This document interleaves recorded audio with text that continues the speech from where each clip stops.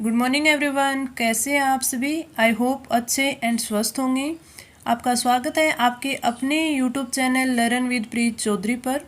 हमारी RS pre 2023 की test series चल रही थी, जिसमें आज का हमारा है वो 40वां टेस्ट रहने वाला है। ये टेस्ट सीरीज आपके लिए काफ़ी इम्पोर्टेंट है। क्योंकि आपके पूरे के पूरे सिलेबस को कवर करेगी।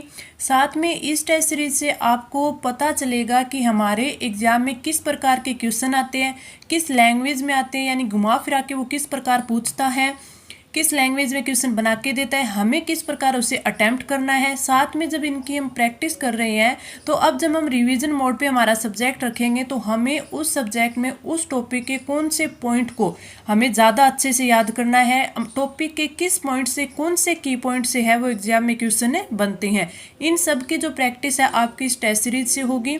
तो आपकी टेस्ट सीरीज काफ़ी इंपॉर्टेंट है।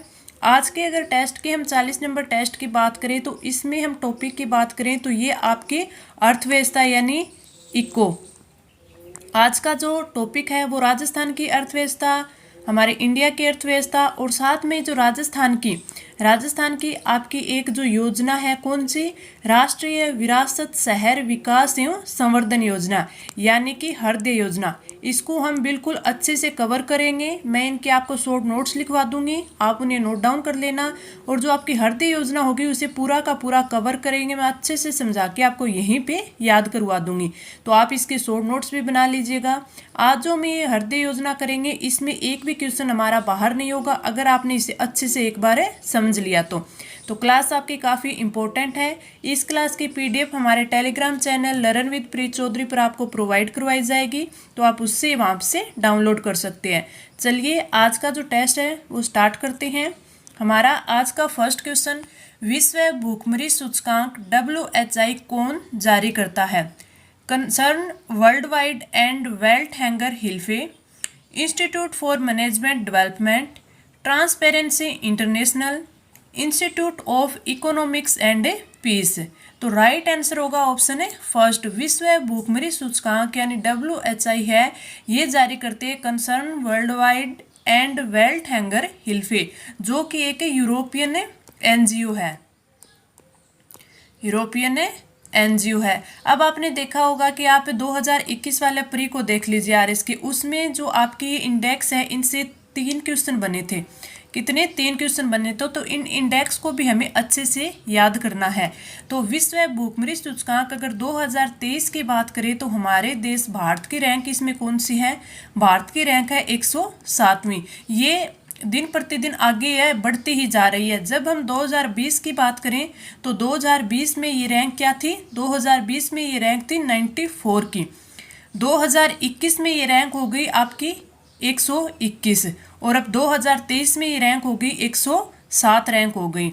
अगर पूछे कि कितने देशों में से, तो ये आपके कितने देशों में से? 121 देशों में से हमारी रैंक है 107वीं। तो आपको 2 चीज़ें याद रखनी है कि विश्व भूखमरी सूचकांक WHI जारी तो करता है European NGO Concern Worldwide and Welthungerhilfe, हमारे भारत की रैंक है 107वीं। तो ये 2 चीज़ें आपको अच्छे से याद करनी है। Right answer option first. आगे बढ़े, हमारा अगला क्वेश्चन, प्रधानमंत्री मत्स्य संपदा योजना के अंतर्गत मछुआरों के लिए कितने रुपए आवंटित किए गए हैं? 15,000 करोड़, 10,000 करोड़, 25,000 करोड़ और 20,000 करोड़। तो इस क्वेश्चन का राइट आंसर हो जाएगा ऑप्शन है फोर्थ। अगर प्रधानमंत्री मत्स्य संपदा योजना की बात करें तो इसके माध्यम से जो मछुआरे होते हैं उनके लिए 20,000 करोड़ रुपए आवंटित किए गए। इसका उद्देश्य क्या है? इस योजना का उद्देश्य है कि जो मछली पकड़ने के लिए बंदरगाह, कोल्ड चैन और जो बाजार है इनकी अवसंरचनाओं को विकसित करना, समुद्री और जो अंतर्देशीय मत्स्य पालन है उस पालन को एकीकृत, सतत और समावेशी विकास करना इसका। तो इसका उद्देश्य तो ये है। और प्रधानमंत्री मत्स्य संपदा योजना के तहत मछुआरों के लिए आवंटित किए गए हैं 20,000 करोड़ रुपए। तो आपका राइट आंसर ऑप्शन है फोर्थ। आगे बढ़े, हमारा अगला question, national agriculture cooperative marketing federation of India limited के संदर्भ में निम्नलिखित कथनों पर विचार करते हुए कूट की सहायता से सत्य कथन चुनिए। इसकी स्थापना 2 अक्टूबर 1958 में हुई थी। NAFED multi state cooperative society act के तहत पंजीकृत नहीं है। नेफेड का उद्देश्य कृषि, बागवानी और वन के उपज विपणन, प्रसंस्करण और भंडारण को व्यवस्थित करना, बढ़ावा देना और विकसित करना, कृषि मशीनरी का वितरण, औजार और अन्य आदान प्रदान करना, अंतर्राज्यीय आयात और निर्यात को बढ़ावा देना है। तो ये नेफेड के उद्देश्य है। तो अगर हम बात करें कि हमें इसमें बताना है कि सत्य कथन है वो कौन सा है, सबसे पहले तो बात करें राष्ट्रीय कृषि सहकारी विपणन संघ। ये क्या है? National agriculture cooperative marketing federation of India limited, यानी ये है नेफेड। इसको बोला जाता है राष्ट्रीय कृषि सहकारी विपणन संघ। इसकी अगर स्थापना की बात करें तो 2 अक्टूबर 1958 को हुई थी। आपकी बिल्कुल सही है, यानी पहला कथन बिल्कुल सही है। अगर नेफेड की बात करें तो नेफेड मल्टी स्टेट कोऑपरेटिव जो सोसाइटी एक्ट है उसके द्वारा पंजीकृत है। नहीं है नहीं होगा, ये पंजीकृत है। तो आपका जो ऑप्शन बी है वो गलत दिया हुआ है। आगे अगर नेफेड के उद्देश्य की बात करें तो नेफेड का उद्देश्य है कि जो कृषि, बागवानी और वन के उपज विपणन और भंडारण को व्यवस्थित करना, उसको बढ़ावा देना, उसका विकास करना, कृषि मशीनरी है उनको वितरण करना और जो औजार है उनका आदान प्रदान करना और जो आयात और निर्यात है उसको बढ़ावा देना। तो आपका ऑप्शन सी यानी कथन सी है वो भी सही है। तो आपके ए और सी सही है, तो राइट आंसर हो जाएगा ऑप्शन है थर्ड कि कथन ए व सी सही है। आगे बढ़े, अगला क्वेश्चन। कृषि तथा ग्रामीण विकास के लिए राष्ट्रीय बैंक नाबार्ड के संदर्भ में निम्नलिखित कथनों पर विचार करते हुए कूट की सहायता से सत्य कथन चुनिए। जुलाई 1982 को कृषि तथा ग्रामीण नाबार्ड की स्थापना की गई। इसका प्रमुख उद्देश्य कृषि तथा ग्रामीण विकास की वित्तीय उपलब्धता में फंडिंग करना है। इसका मुख्यालय है वो दिल्ली में है। हमें इसमें से बताना है कौन सा कथन सत्य है। नाबार्ड की बात करें तो इसकी स्थापना 12 जुलाई 1982 को कृषि तथा जो ग्रामीण विकास के लिए है राष्ट्रीय बैंक की स्थापना की गई। नाबार्ड का अगर अधिनियम पूछ ले तो ये कौन सा है? 1981 के अधिनियम के तहत की गई। और एक इसमें पूछा जाता है कि किस समिति की सिफारिश पर की गई, तो आपको समिति का नाम याद रखना है अच्छे से। समिति कौन थी? शिवरमन समिति की सिफारिश पर है, कमेटी की सिफारिश पर है इसकी स्थापना की गई। 3 क्वेश्चन इंपॉर्टेंट हो गए। पहला, नाबार्ड की स्थापना 12 जुलाई 1982, अधिनियम 1981, समिति शिवरमन समिति। मुख्यालय की बात करें तो इसका मुख्यालय मुंबई में है, ना कि दिल्ली में। तो आपका जो ऑप्शन सी है वो गलत दे रखा है। इसका मुख्यालय है वो मुंबई में है। नाबार्ड है वो, नाबार्ड में केंद्र सरकार की भागीदारी है सारी की सारी। तो केंद्र सरकार के द्वारा है वो ये 100% शेयरधारिता रखता है। तो इसमें आपको 4 चीजें अच्छे से याद करनी है। स्थापना, अधिनियम, समिति और इसका हेडक्वार्टर यानी मुख्यालय।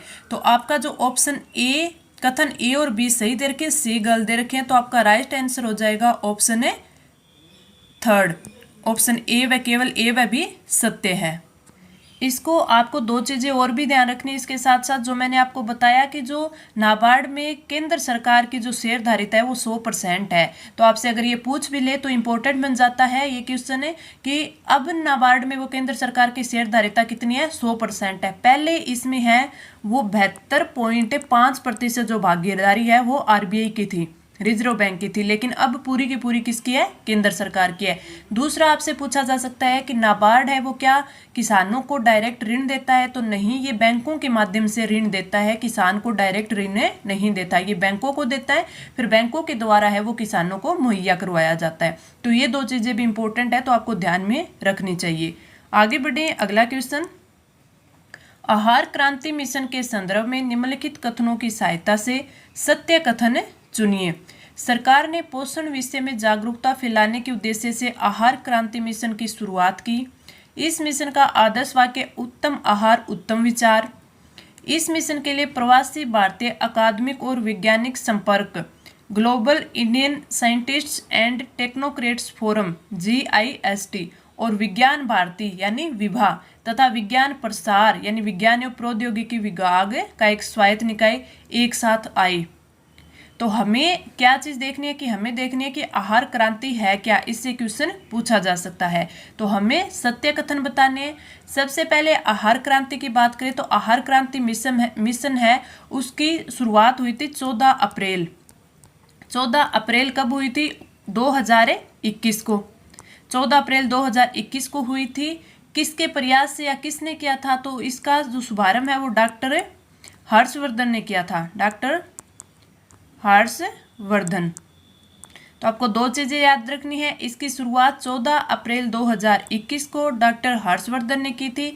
इसका उद्देश्य है कि पोषण और साथ में जो भारत में स्थानीय रूप से जो पौष्टिक भोजन है, फल है, सब्जी है, उनको स्थापित करना, अच्छे से पोषण युक्त भोजन उपलब्ध करवाना।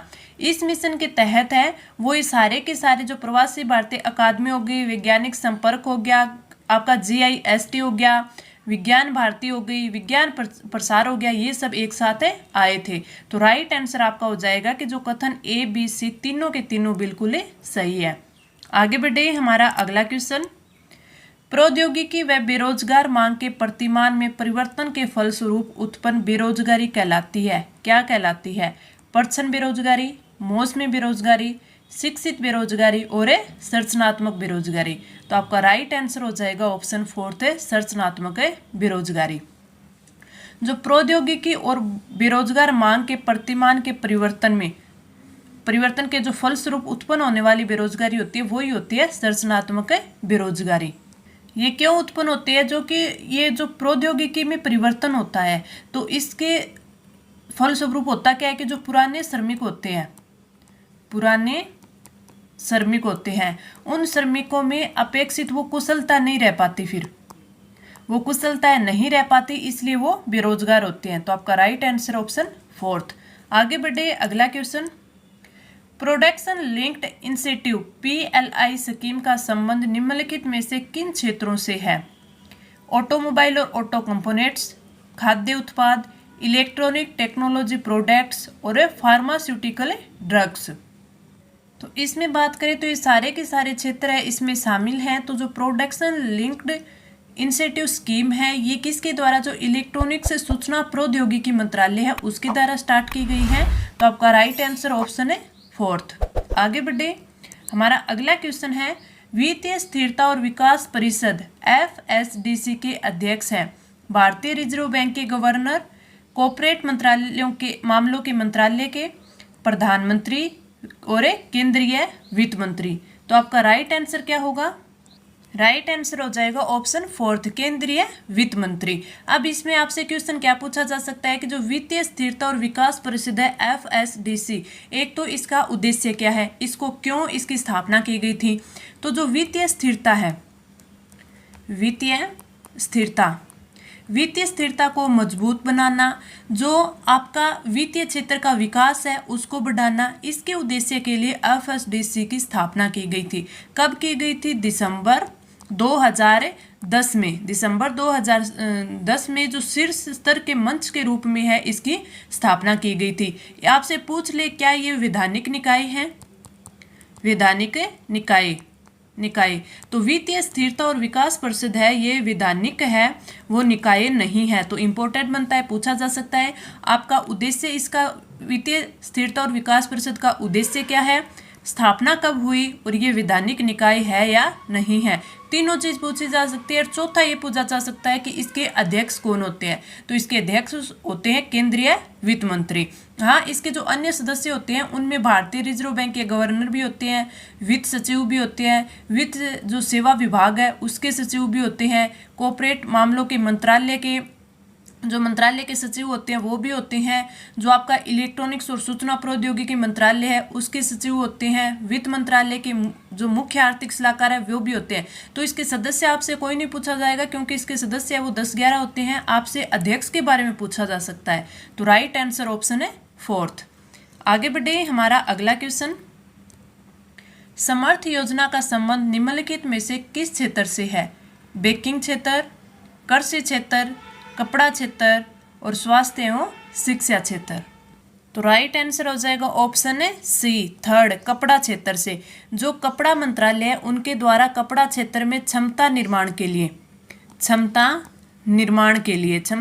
के लिए जो समर्थ योजना है उसका क्रियान्वयन किया जा रहा है। आपसे पूछा जा सकता है कि जो आपके समर्थ योजना है उसका पहला रूप क्या था, यानी ये किस योजना को है वो समर्थ योजना बनाया गया। तो समर्थ योजना के तहत एक चीज़ है कि जो तकनीकी जो सॉफ्ट स्किल है उसका प्रशिक्षण है वो जो हस्तशिल्प कारीगर होते हैं उनको दिया जाएगा। उनको स्थायी आजीविका पर भी उनके बल दिया जाएगा। तो इसके दो उद्देश्य हो गए कि एक तो उनको है ये स्किल सिखाई जाएगी, साथ में उसके रोजगार, उनकी आजीविका के बारे में भी ध्यान रखा जाएगा। दूसरा, जो कपड़ा उद्योग है उन्होंने कौशल में जो ये अंतर आया हुआ है इसको भरने के लिए कपड़ा मंत्रालय है उन्होंने 2017 में एक योजना शुरू की थी। कौन सी? ये की थी SCBTS। इसकी फुल फॉर्म क्या है? Scheme for capacity building in textile sector. यानी जो आपका टेक्सटाइल सेक्टर है उसको बिल्ड करने के लिए ये योजना है वो चलाई गई थी। जो संगठित क्षेत्र है उसमें बुनाई और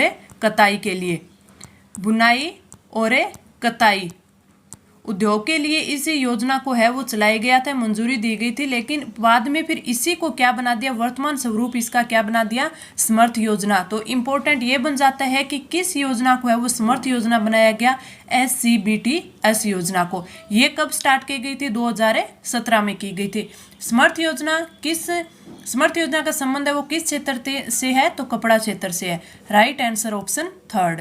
आगे बढ़े, हमारा अगला क्वेश्चन, आर्थिक विकास संस्थान IEG सोसाइटी के संदर्भ में निम्नलिखित कथनों पर विचार करते हुए सत्य कथन हमें चुनना है।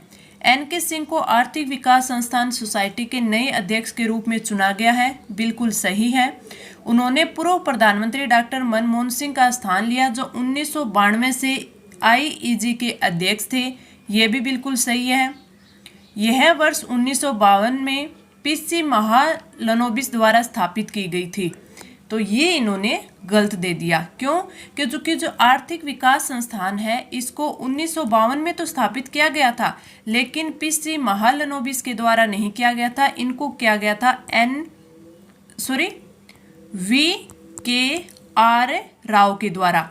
VKR के द्वारा इनके द्वारा है इनका है स्थापना की गई थी। तो आप याद रखना कि NK सिंह तो इसके वर्तमान अध्यक्ष हैं। इन्होंने पूर्व प्रधानमंत्री डॉक्टर मनमोहन सिंह का स्थान लिया है और पूर्व प्रधानमंत्री जो डॉक्टर मनमोहन सिंह थे उन्होंने 1992 से इसके अध्यक्ष थे। इसकी स्थापना है वो 1952 में VKR राव है उनके द्वारा की गई थी। तो आपका राइट आंसर क्या हो जाएगा? आपका राइट आंसर हो जाएगा ऑप्शन ए। जो कथन ए और कथन बी दोनों सही है, तो राइट आंसर ऑप्शन है थर्ड।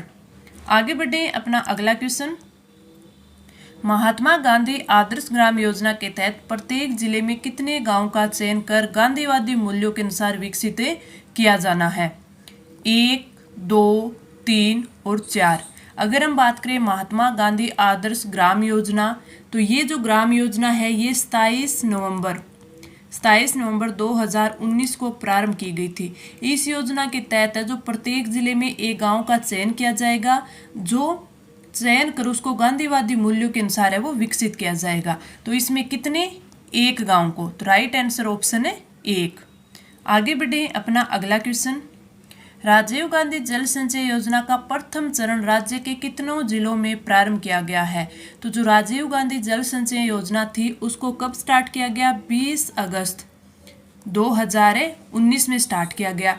इस योजना के जो प्रथम चरण का सूत्रपात है वो 33 जिलों में ही हुआ था, लेकिन 33 जिलों के 295 तो ब्लॉक थे और 4000 गांव थे।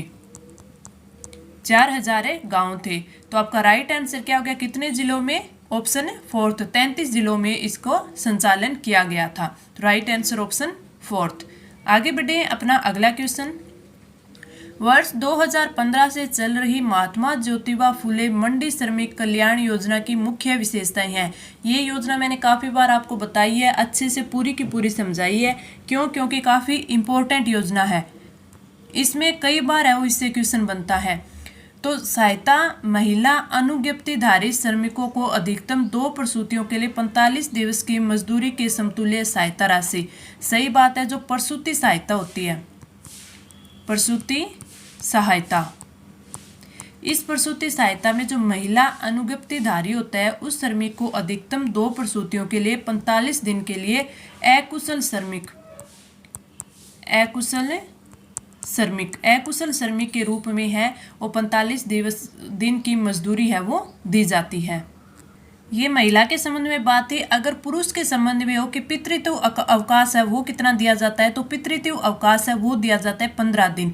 तो 15 दिन की जो अकुशल श्रमिक के रूप में उन्हें मजदूरी दी जाती है। तो पितृत्व अवकाश 15 दिन और मातृत्व अवकाश कितना, 45 दिन का, कितने 2 प्रसूतियों के लिए। अगली बात आती है कि जो अनुज्ञप्तिधारी महिला है कि पुत्रियों के विवाह के लिए 50,000 की राशि दी जाती है। तो ये कितनी, 2 पुत्रियों के लिए 50,000 की सहायता राशि है वो दे होगी। तो आपके उपकथन ए, 2 और 3 तीनों के तीनों कथन सही है, तो राइट आंसर ऑप्शन है 4 आ जाएगा। इसमें एक चीज आप ये भी याद रखें, जो अनुज्ञप्तिधारी हमाल होता है अगर उसको कोई गंभीर बीमारी है, गंभीर बीमारी में कौन कौन सी बीमारी शामिल की जाती है, जैसे कैंसर हो गया, हार्ट अटैक हो गया, लीवर की कोई बीमारी हो गई, किडनी की कोई बीमारी हो गई, तो ऐसे होने पर भी अगर ये सरकारी अस्पताल में या फिर राज्य सरकार के द्वारा जो भी प्राधिकृत अस्पताल है उसमें उसकी चिकित्सा का जो खर्चा होगा, उसके इलाज का जो खर्चा होगा उसमें अधिकतम है वो 20,000 रुपये दिए जाएंगे। अधिकतम 20,000 रुपये का भुगतान है वो इस योजना के तहत होगा। तो आप ये चारों इसके पॉइंट है वो याद रखना। इस क्वेश्चन का राइट आंसर ऑप्शन है 4 हो जाएगा। आगे बेटे अगला अपना क्वेश्चन है, वर्ष 2019-20 के राज्य बजट घोषणा के अनुपालना में जीरो बजट नेचुरल फार्मिंग के लिए एक पायलट प्रोजेक्ट सर्वप्रथम किन जिलों में क्रियान्वित किया गया। टोंक, उदयपुर, बांसवाड़ा, सिरोही, धौलपुर, प्रतापगढ़। टोंक, बांसवाड़ा, सिरोही, राजसमंद, प्रतापगढ़ और टोंक। अगर हम जीरो बजट नेचुरल फार्मिंग की बात करें तो मुख्यमंत्री जी ने उन्होंने 2019-20 का जो बजट था उसमें घोषणा की गई थी। तो इसमें इम्पोर्टेंट ये बनता है कि सबसे पहले ये पूछा जाता है कि ये पायलट प्रोजेक्ट में सबसे पहले वो कौन से 3 जिले थे जहाँ पे ये पायलट प्रोजेक्ट है वो क्रियान्वित किया गया था। तो ये कौन से, टोंक, बांसवाड़ा और सिरोही, ये 3 जिले थे वहाँ पे सबसे पहले जीरो बजट नेचुरल फार्मिंग वो स्टार्ट की गई थी। तो आपका राइट आंसर क्या हो जाएगा, राइट आंसर ऑप्शन है 3 हो जाएगा। अगर मैं आपको बताऊं कि इसमें फिर बाद में जो अगला बजट आया था 2020-21 का था उसमें ये 15 जिलों में हो गई थी। पर लेकिन इम्पोर्टेंट ये है कि शुरू के ये इसमें पूछता है कि स्टार्ट में, और आपसे ये भी पूछा जा सकता है कि किस राज्य पैटर्न पर ये लागू किया गया था। तो ये आंध्र प्रदेश राज्य के पैटर्न पर ये लागू है वो किया गया था। तो ये भी इम्पोर्टेंट बनता है, आप थोड़ा ध्यान रखना। Right answer option 3। आगे बढ़े अपना अगला क्वेश्चन, वर्तमान में राज्य का औद्योगिक श्रमिकों हेतु उपभोक्ता मूल्य सूचकांक का आधार वर्ष है। काफ़ी इंपॉर्टेंट है, पूछा जाता है 2001, 16, 2005 और 2011। तो आपका राइट आंसर है वो क्या होगा, राइट आंसर हो जाएगा ऑप्शन 2। पहले जो उपभोक्ता मूल्य सूचकांक आधार वर्ष था वो था 2001। ये कब, माह अगस्त 2020 तक था, लेकिन आपके सितंबर 2020 से, कब से, सितंबर 2020 से ये लागू हो गया आधार वर्ष 2016। आधार वर्ष लागू हो गया 2016। इंपॉर्टेंट है, राइट आंसर हो जाएगा ऑप्शन 2। आगे बात करें हम हमारा अगला क्वेश्चन।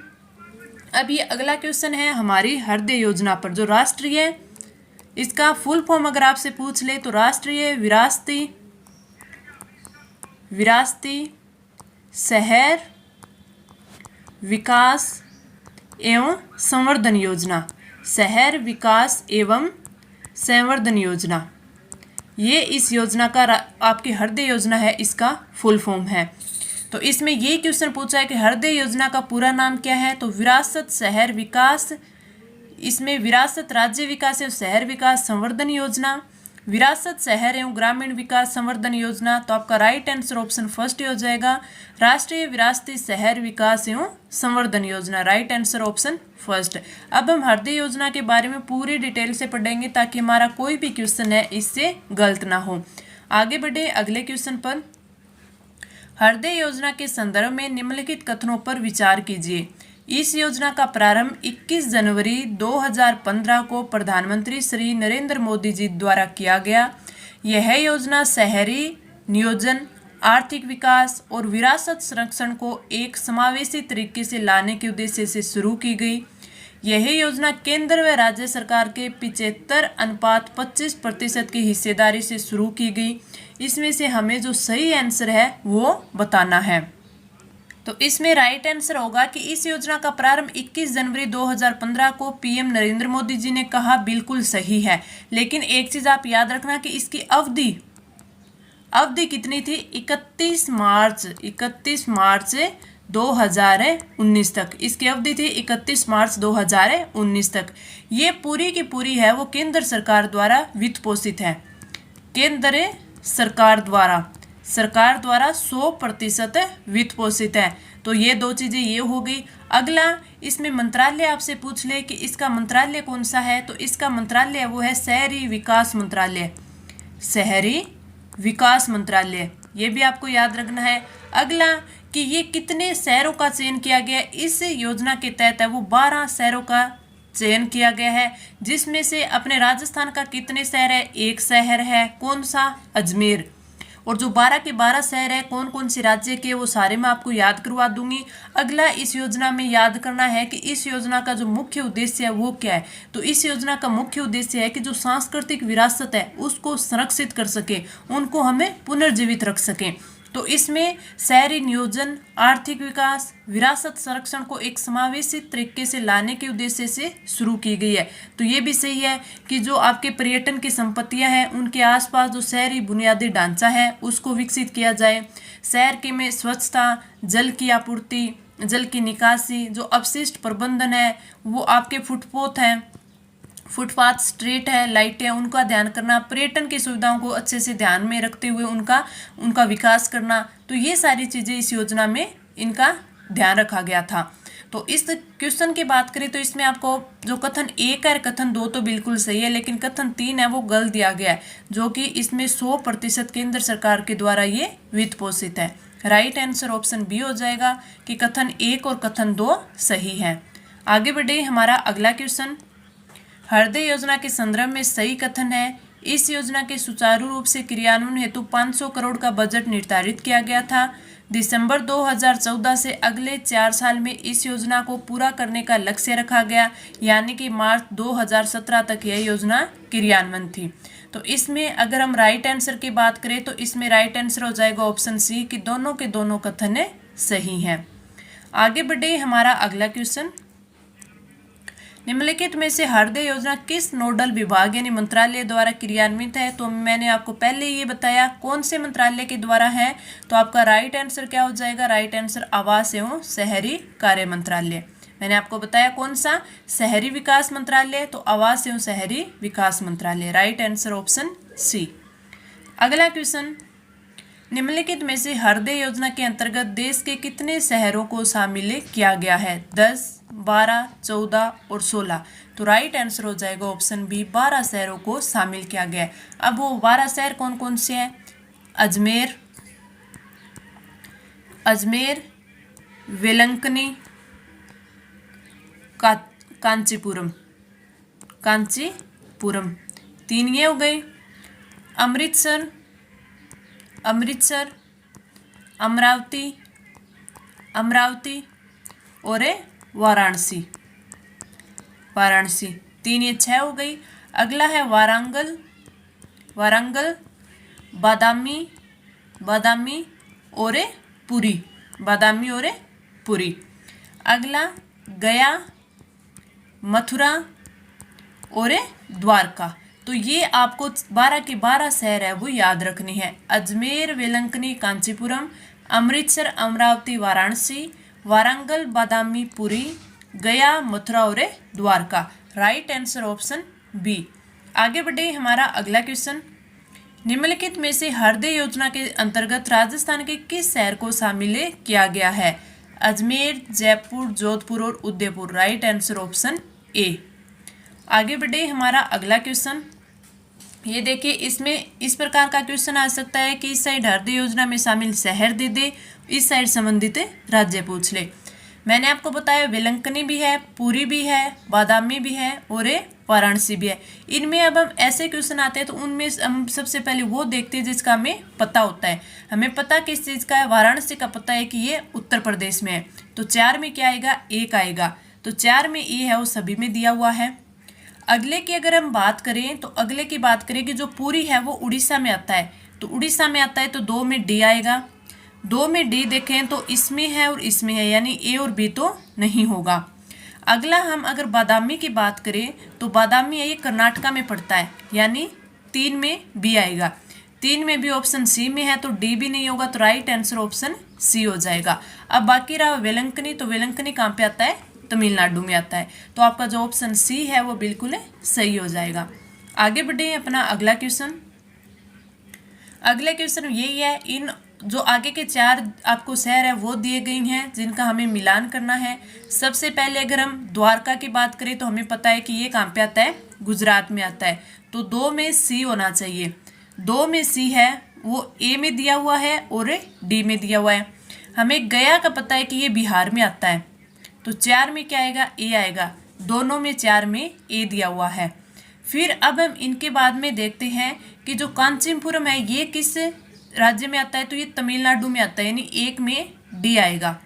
1 में डी आएगा तो ए में डी है, ए में है, तो आपका ऑप्शन राइट हो जाएगा, ऑप्शन ए।